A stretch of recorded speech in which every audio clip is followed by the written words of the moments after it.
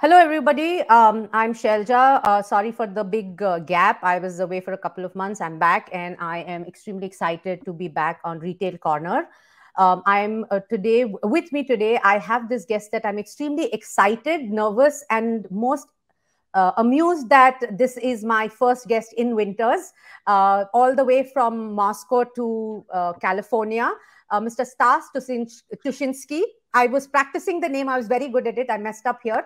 Mr. Stas Tushinskiy from Instreamatic, a CEO of a voice AI company. And I went through the site. Amazing. We'll talk about that. But before that, please, join me in welcoming Stas. Hello, Stas. Hello, Shelja. It's so good to be here today. Thank you for having me. Okay, so as I was researching, so I got to know about him a couple of days ago, and then we decided we are going to chat. So I was looking through his, LinkedIn profile, and of course his company and the kind of tech stuff he's doing. We'll get into that a little later. But he is from Moscow. I'm sitting in New York. He moved here 6 years ago. So my first instinct was, is he the kind of person I can joke about Russia?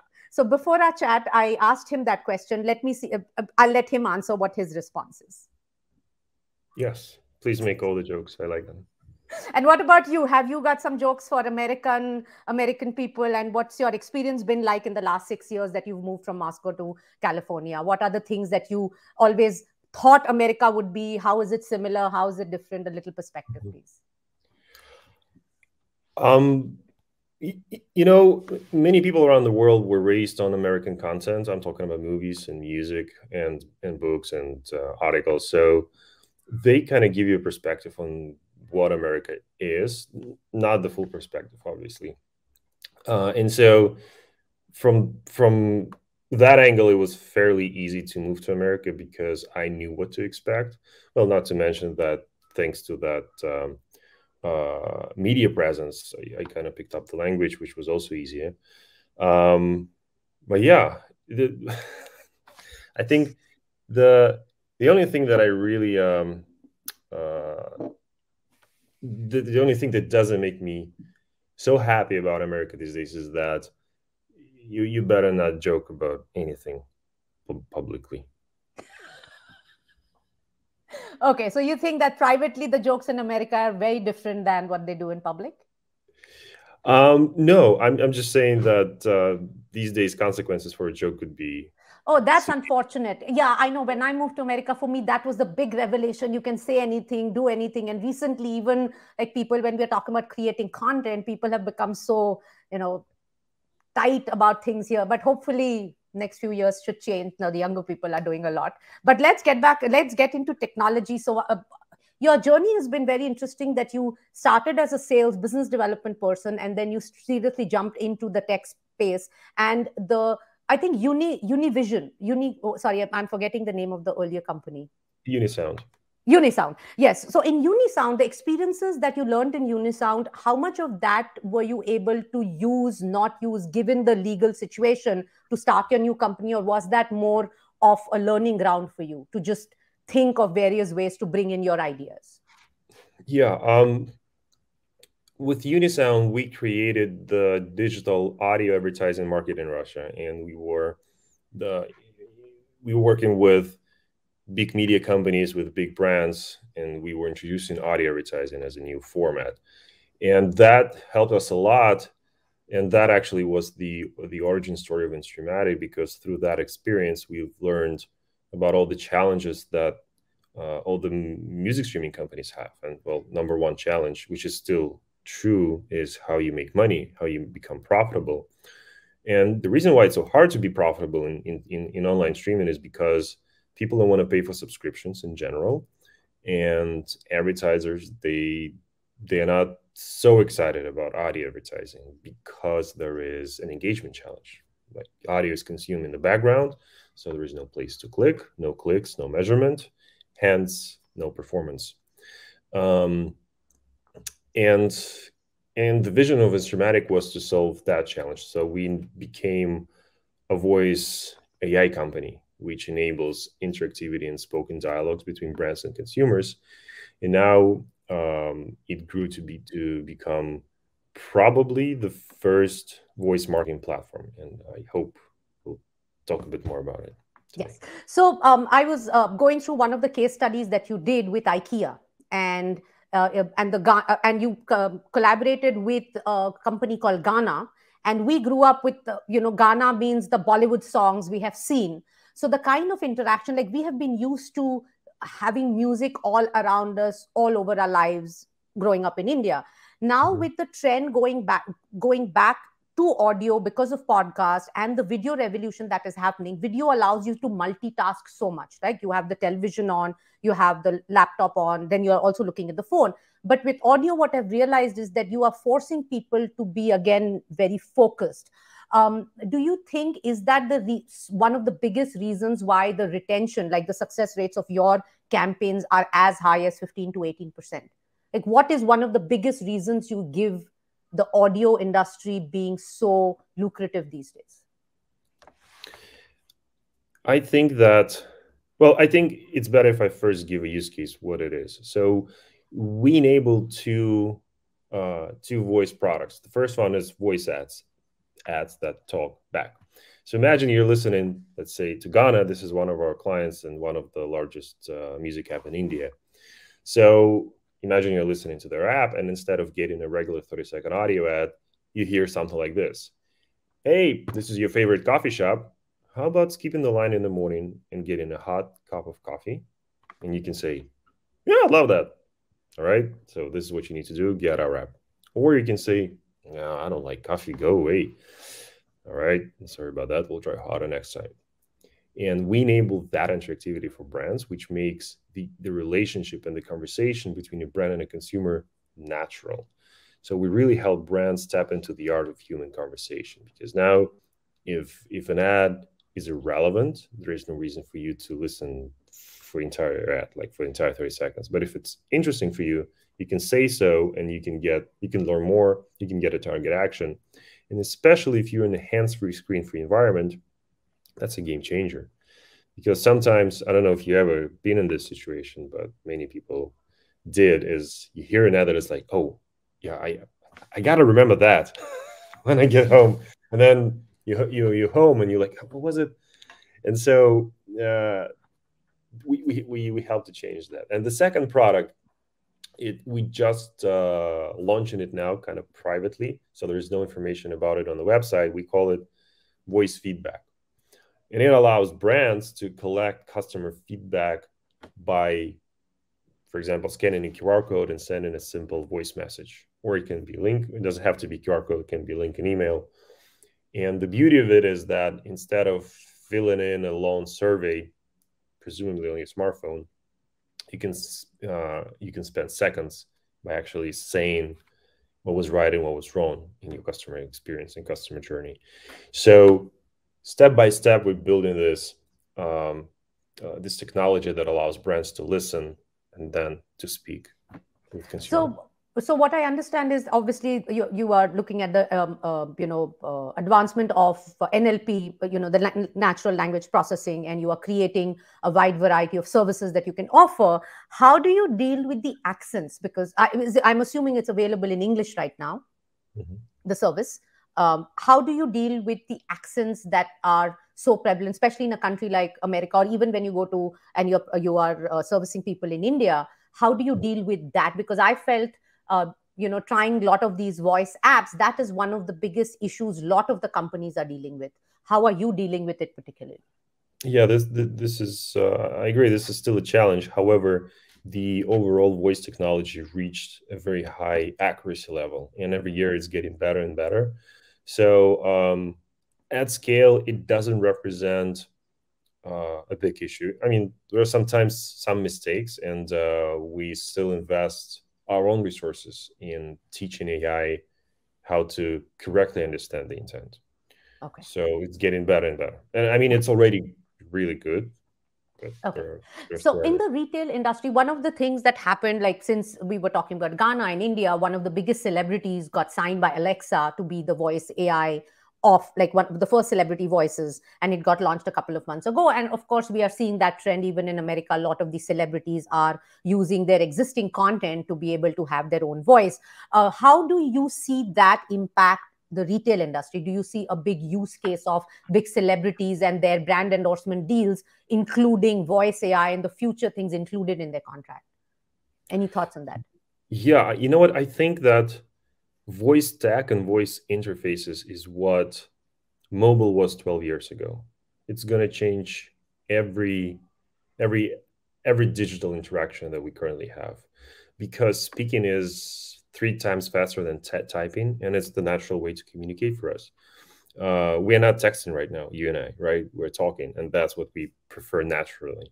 And so we are moving really fast into this bright future where a brand's going to have a unique sonic identity, and it's going to be able to recognize you by voice, and you and a brand will have a unique relationship. And it can happen at multiple touch points. So it can be media, like for example during an ad break, or it could be actually on premises when you enter a store. And if you want to be recognized, it may actually happen. And then, for example, some clothes brand can be like, oh, hello, we know that it's you. Your sizes are 3 aisles and then to the right. Right. So this is almost like a personal shopper experience. So the retailers have an opportunity to create such hyper personalized shopping experiences and then when you add customized celebrity voices to it, I could technically be looking at having my favorite celebrity as my personalized AI shopper. Did I get that? Yeah, or you can create a celebrity. Okay. I mean, your brand, your retailer, even if you take a retail, the company can have a unique recognizable voice and a manner of speaking. It doesn't have to sound like IVR system, which is super neutral. It may have its own accent, its own way of talking, maybe making jokes, maybe not, maybe it can be very serious. In any case, it can really enrich the brand identity. Okay. And then why it matters is that the next time you hear it, you can recognize the brand without it saying like, "Oh, I mean, hey, it's me, IKEA," for example. You're like, right. "Oh yeah, that Swedish accent. I know it's IKEA." So the way things are moving in the retail space, and there is a lot of backlash against this constant consumerism where, some of the consumers are starting to say that, why are you constantly throwing ads at that? So do you think that the voice AI also lends itself to maybe changing the pace at which consumers are expected to function? Like if I'm the kind of shopper who's lazy, do you think that because you're using voice AI, there is a lot more psychology involved, there's a lot of emotional connect? Oh yeah, absolutely. There's been a lot of studies published, even dated from the 80s, that prove that when somebody says something out loud, the level of engagement and commitment goes up, significantly up. And why this is happening is because for us, it's really important to be consistent with what we say. It's like, it's so uncomfortable to say one thing and do another. And so voice is going to be very, very powerful. Not to mention, so it'll work both ways. So for brands, if they do it right, they're going to increase loyalty. And for consumers, it's going to give them more control over their experience with brands, because then they don't have to figure out visual interface.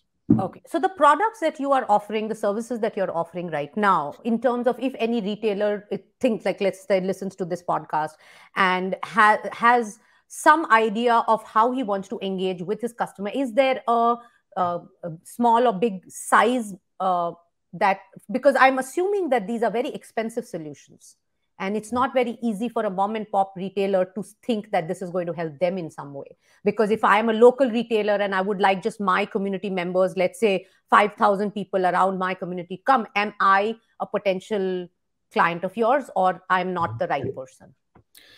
So since we have two products, the answer, I'm going to give you two answers. So for voice ads, yeah, currently we work only with national brands. When it comes to voice feedback, we work with everybody because it's a very affordable product.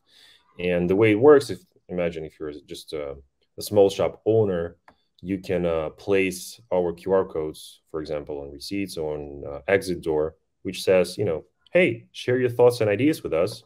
we love getting audio messages from you, and you scan the code. You say, I mean, for example, you missing oat milk in your shop.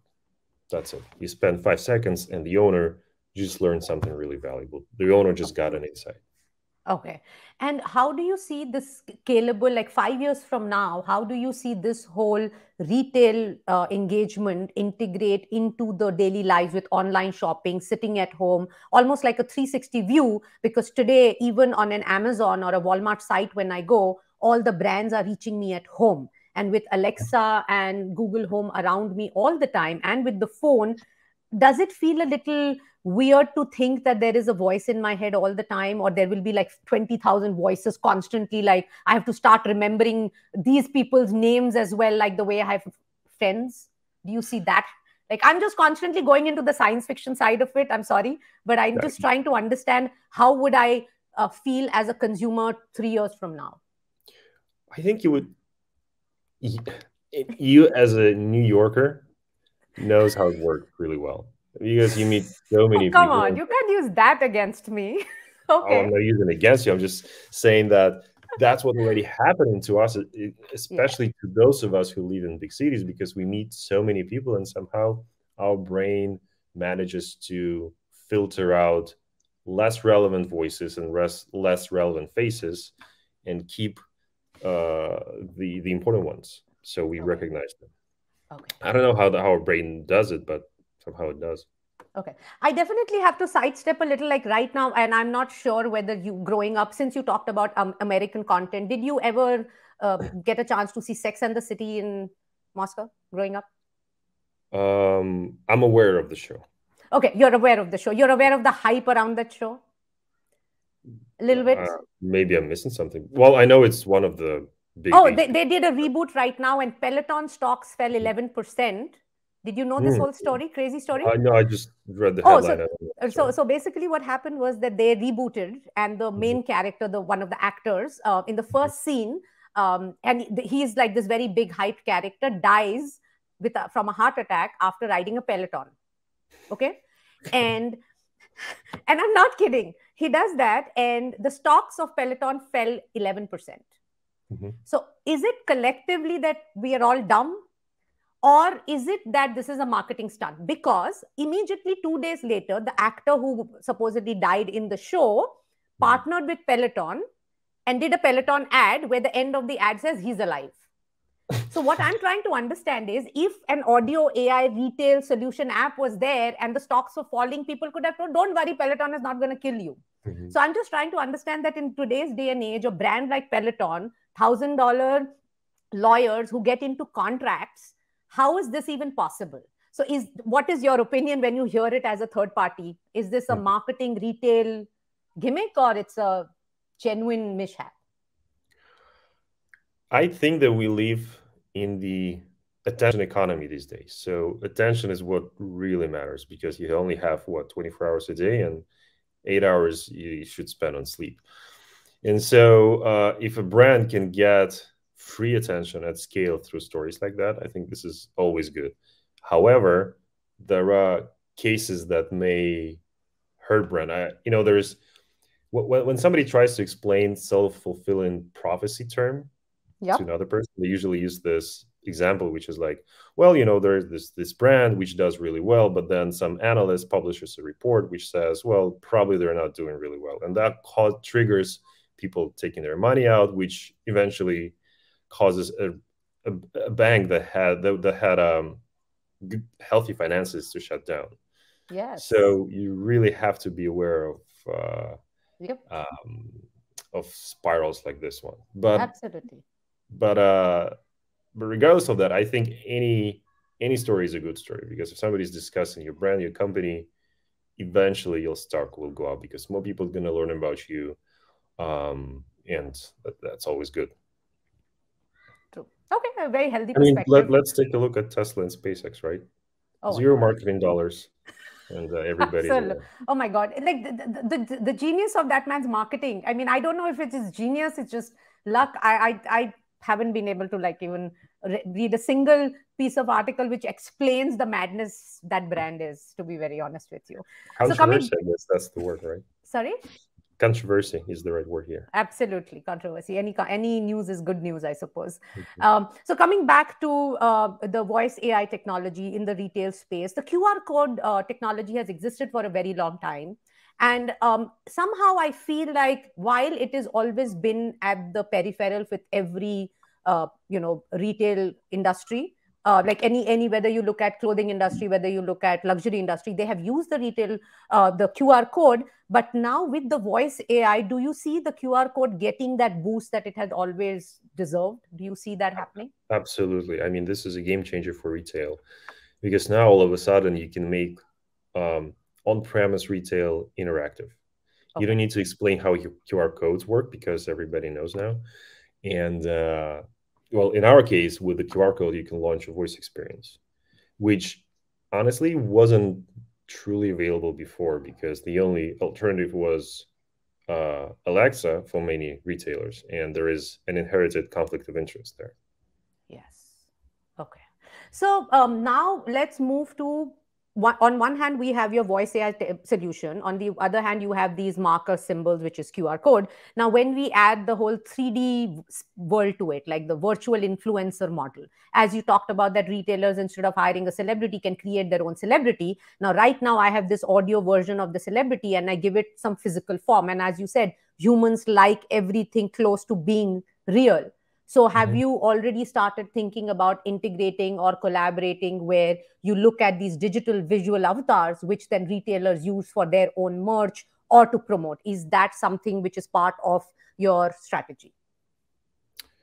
Yeah, I think that's where it seems that the world is going. I think we're not there yet Okay. because um, the technology that gets fast adoption is the ones that somehow upgrades the existing consumer behavior. And right now um, there's no such behavior at scale, at least that I see, when people would talk to an avatar, like really talk. And then the next step would be like, okay, why don't we have this avatar in stores? So I think it's a bit too early for that. However, why we think that, for example, voice feedback is a great product is because people already send in audio messages to each other. So why not send one to your shop?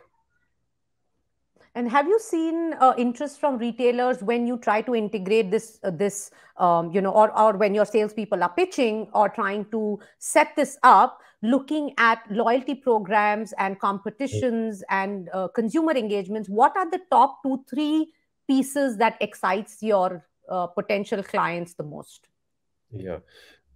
Well, first of all, I have to say that we're already working with several retail groups, and one of them has, I think, more than 10,000 stores.